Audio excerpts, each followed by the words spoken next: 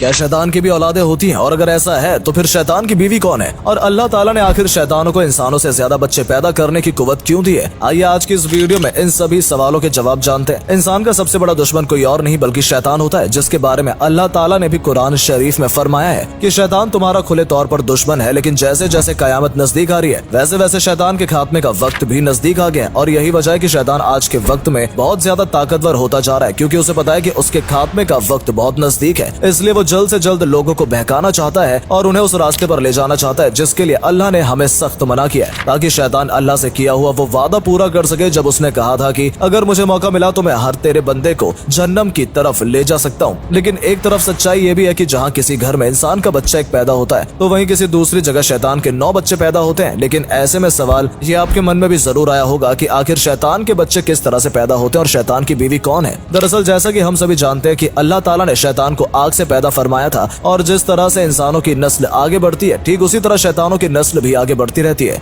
यानी कि इंसानों की तरह शैतानों के भी बच्चे होते हैं। और इस बात का इशारा कुरान शरीफ में भी किया गया है कि क्या तुम मुझे छोड़कर शैतान की औलादों की पैरवी करते हो जबकि वो तुम्हें खुद तुम्हारा दुश्मन है? इससे ये साफ पता लगता है कि इंसानों की तरह शैतानों के भी बच्चे होते हैं। दोस्तों, कहा जाता है कि अल्लाह ताला ने शैतान और उसकी बीवी दोनों को आग के शोलों से पैदा किया है और उसके बाद जिन्नातों की नस्ल फैलती गई। एक हदीस में भी इस बात का जिक्र किया गया है कि जब अल्लाह ताला ने शैतान की बीवी को पैदा करना शुरू किया तो शैतान गुस्से में आ गया, जिसकी वजह से उस शैतान के जिस्म से एक ऐसी आग निकली जिससे अल्लाह ताला ने शैतान की बीवी को पैदा किया, जिसका नाम तुरतबा है। हालांकि रिवायत में ये भी आया है कि शैतान की नस्ल 2 तरह से बढ़ती है। पहला तरीका तो यह है कि शैतान और उसकी बीवी जब दोनों मिलते हैं तो ये जिन्नातों को जन्म देते हैं, और दूसरा तरीका ये है कि कुछ शैतान अल्लाह ताला ने ऐसे बनाए हैं कि उनकी दाई रांग में एक आदमी की शर्मगाह बनी है और बाई रांग में औरत की शर्मगाह बनी है, और इस तरह से ये शैतान अकेले भी अपनी नस्ल बढ़ाने लगते हैं। अब एक बार जब एक शैतान ने अपनी ही शर्मगाह के जरिए जब ऐसा किया तो उसके 10 अंडे निकले जिसमें जिन्नात और जिनानियां दोनों थी। दोस्तों, हैरानी की बात तो ये भी है कि इंसानों के मुकाबले शैतानों की तादाद तकरीबन 9 गुना से भी ज्यादा है, क्योंकि जहां एक इंसान का बच्चा जन्म लेता है वहीं दूसरी ओर शैतान के 9 बच्चे जन्म लेते हैं। और जैसे आदम अलैहिस्सलाम को हर इंसान अपना वालिद मानता है, वहीं शैतान का बाप अलजाए जिन को माना जाता है, और सबसे बड़ा शैतान इब्लिस को कहा गया है। हालांकि जिन्नात और शैतान दोनों में काफी फर्क होता है, क्योंकि जिन्नात में कुछ लोग ऐसे भी हैं जो मुसलमान हैं, जबकि शैतान जितने भी होते हैं उनमें कोई भी मुसलमान नहीं होता। और इन दोनों में सबसे बड़ा फर्क ये है कि हर इंसान की तरह जिन्नातों को भी मौत का मजा चखना पड़ता है, लेकिन शैतान हमेशा जिंदा रहते हैं, क्योंकि उनकी मौत कयामत से 40 साल पहले मुकर्रर की गई है, जब एक साथ सभी शैतानों का खात्मा किया जाएगा। दोस्तों, रिवायत में आया है कि शैतान के 5 सबसे करीबी बेटे हैं जिन्हें शैतान ने अलग अलग काम बांटे हुए हैं, जो दुनिया भर में जाकर लोगों को बहकाते हैं और उन्हें गलत रास्ते पर ले जाते हैं। जिनमें एक का नाम दंबूर है, जिसे शैतान ने यह काम दिया है कि वो बाजार में जाकर खड़ा होगा और औरतों को मर्द के करीब लेकर आएगा और मर्दों को औरत के करीब लेकर आएगा, ताकि दोनों से गुनाह हो जाए और शैतान कामयाब हो जाए। वहीं शैतान के दूसरे बेटे सबर को ये काम दिया गया है कि वो लोगों के बीच में लड़ाई झगड़ा कराए और लोगों के बीच से मोहब्बत पूरी तरह खत्म कर दे। जबकि शैतान के तीसरे बेटे आउर के बारे में ये बताया गया है कि शैतान ने इसे ये ड्यूटी दी है कि जब भी कोई शख्स अल्लाह की इबादत करे या अल्लाह के नाम का जिक्र करे तो ये उसके जहन में जाकर उसे दूसरे काम करने के लिए उकसाए, ताकि उस शख्स से ज्यादा देर तक अल्लाह की इबादत न की जाए। इब्लीस के चौथे बेटे के बारे में बात की जाए तो उसका नाम आसूद है, जिसका काम भी लोगों के बीच में झूठी बातों को फैलाना है और उनको लड़ाई के लिए उकसाना है। और उसके बाद बारी आती है शैतान के 5वें बेटे की, जिसका नाम दामिस है, जिसकी शैतान ने ये ड्यूटी लगाई है कि ये उन लोगों के घर में जाता है जो लोग घर के अंदर बिना सलाम किए घुस जाते हैं और खाना खाने की शुरुआत बिस्मिल्लाह करके नहीं करते हैं। हालांकि इसके अलावा भी शैतान के कई बेटे हैं और ऐसे कई उसके चेले हैं जो दिन रात इंसानों को बहकाने का काम कर रहे हैं। और इसी तरह शैतान ने अपने 5 बेटों के अलावा बाकी सभी शैतानों को भी अलग अलग काम सौंपे हुए हैं। जैसे कई शैतान किसी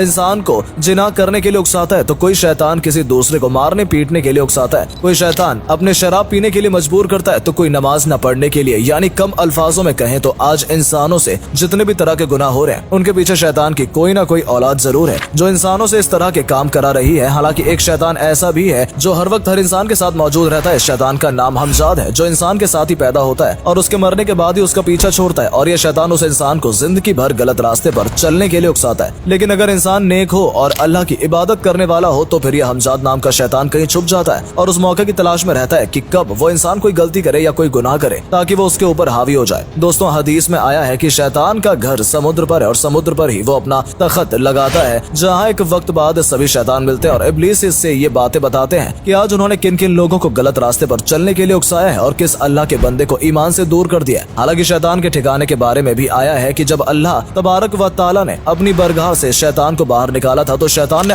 अल्लाह ताला से ये पूछा था कि आखिर मेरा घर क्या होगा, जिसके जवाब में अल्लाह ताला ने कहा था कि तेरा घर हमाम है, यानी कि बैतुल खला।